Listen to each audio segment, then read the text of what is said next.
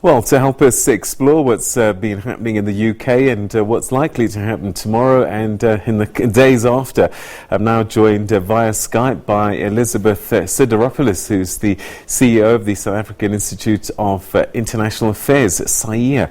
Elizabeth, thanks very much indeed for joining us. Welcome to the programme. Great, thanks. All right, so just how important is this vote in the UK Parliament tomorrow? Depending on who you listen to, they say that this is probably going to change the history of the country for years to come. But we've heard this before.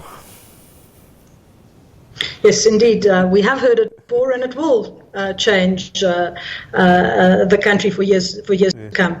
This is obviously probably the most important decision that the United Kingdom in terms of regulating the relationship and determining, rather, its relationship into the future with its closest neighbour, the European Union, and which it has been integrated for the last 45 years. And I think the complexity of that integration since the 1970s is the challenge that I think people on both sides of the channel to deal with over the course of the last 3.5 years. All right, so a lot of people say that, if politicians could plagiarize each other's plans, then Boris Johnson pretty much has just picked up Theresa May's deal, called it his own with minor changes. If she couldn't get it through Parliament, what chance does he have tomorrow? Well, people who've done the calculations in the House of Commons indicate that it might really be determined by 3 votes, sort of depending on which side a handful of MPs decide to go. As things are at the moment, it would seem that 318 votes, again according to some projections, and those who would oppose the deal 321. This is, as you indicated, a similar deal to what May had presented in certain respects. The biggest difference is what happens with Northern Ireland. And this was something that clearly under the May deal, there was an attempt to avoid the situation where the Northern Ireland remains, as it will within the European Union, and in effect experiences a soft Brexit versus the rest of the United Kingdom, which in effect would go through a hard Brexit in terms of people. All right, Elizabeth, explain this little northern country on the Irish island there of Northern Ireland and why it plays such a significant role in this equation. It's a tiny country, small population, but it seems as if this whole Brexit deal, in fact the vote tomorrow, might depend upon this little country. Well, it all goes back to the agreement which actually brought peace in Northern Ireland and the Republic of Ireland sort of now nearly just over 20 years ago, which also resulted in a border between two states, between the United Kingdom via Northern Ireland and the Republic of Ireland, which was an open border. So both in terms of goods and services as well as in terms of at the moment is, and that is one that has been very strongly articulated by the Ireland and supported very strongly by the is that should the United Kingdom out of the European Union on the 31st of October without a deal or with some sort of where the United Kingdom is outside of the customs union, as is the case now, there would have to be a hard border and border checks between Northern Ireland and the Republic of Ireland. The concern there is that some of still, I think, there is still tension and still divisions on the island, which has seen peace for 20 years, might be resuscitated should something like that happen. Theresa May negotiate with the the Irish border for the entire United Kingdom. What Boris Johnson has done is basically cleaved off Northern Ireland and said Northern Ireland will remain, in effect, in a customs union with the European Union. Laws will apply, and certainly the European Court of Justice, but that in some respects, and it's quite a complicated agreement that they've come to in terms of customs, it will also be able to benefit from trade agreements that the United Kingdom undertakes with third parties once it leaves the European Union. The concern not to reignite the trouble had dominated the island for sort of part of in effect, a century. That the Good Friday Agreement brought to an end, and this was also the very strong views expressed by the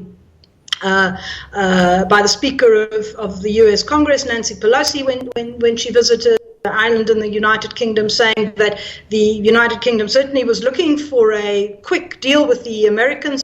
They left the European Union, but that would not be possible if the Good Friday Agreement would in fact face significant challenges by the negotiation of an agreement that made the conditions of the Good Friday Agreement problematic. All right, so we know that the Democratic Unionist Party of Northern Ireland are saying that they're not going to vote no tomorrow, but also there's going to be a march to Parliament with a lot of people in the UK who are still angry that Britain's even thinking about leaving the EU. And I just wonder, when the Brexit referendum happened, people voted to leave, but they didn't vote on how to do it. Might the fact that this is such a close vote lead to another referendum on how to vote, and maybe even open the door for another Remain or Leave referendum? So there's definitely there are definitely a number of MPs sitting in the House of Commons who would prefer a second referendum. There is certainly a significant support among sectors for a second referendum, and certainly if you look at the polls, the Remain voters across a variety of polls over the last couple of years, in fact, probably since the end of 2017, I think, have actually shown that the Remainers would win by a significant majority, not within the margin. So there is support for a second referendum. There isn't, however, sufficient support necessarily for a second within the House of Commons, which would be necessary in order for that to happen. The view certainly of the Prime Minister has constantly been that that would be a betrayal of the vote that was cast in July 2016. But I think this referendum would be, my personal view, would be a very different one. Actually have a deal on the table, very concretely setting out what the implications of would be for the UK's relation to the European Union, and that then people can make a choice based on something much more substantive than what the referendum was about, which was, do you want to stay or leave the European Union? But I think this is still very much also something that is probably, the challenge is here is that the House of Commons is split. It's every single issue. Whether it's actually the deal or the referendum or holding elections, there is very little consensus there in terms of a majority. And that's been one of the problems over the last several months. All right, Elizabeth Sidiropoulos, that's where we're going to leave it. Thanks very much indeed for joining us. I have no doubt we'll probably have more conversations on this issue in the coming days, weeks, maybe months.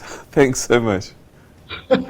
Great, thank you. All right, that was Elizabeth Sidiropoulos. And just to give you an idea of the deal that Boris Johnson has actually signed with the EU, or agreed with the EU, the United Kingdom will pay over to the EU £39 billion, and they will follow the EU rules right through to the end of 2020. EU citizens living in the UK will continue to enjoy these rights. And then this Northern Ireland question, well, there's going to be a hybrid arrangement set up there where the UK customary territory will stay with Northern Ireland, but also Northern Ireland will somehow also be part of the EU customs zone. Then there's, of course, the trade deals that need to be discussed after that. So a lot that still needs to be gotten through, and Boris Johnson has got a very split parliament that he's going to have to try and manage tomorrow. We'll be on top of that for you as it unfolds.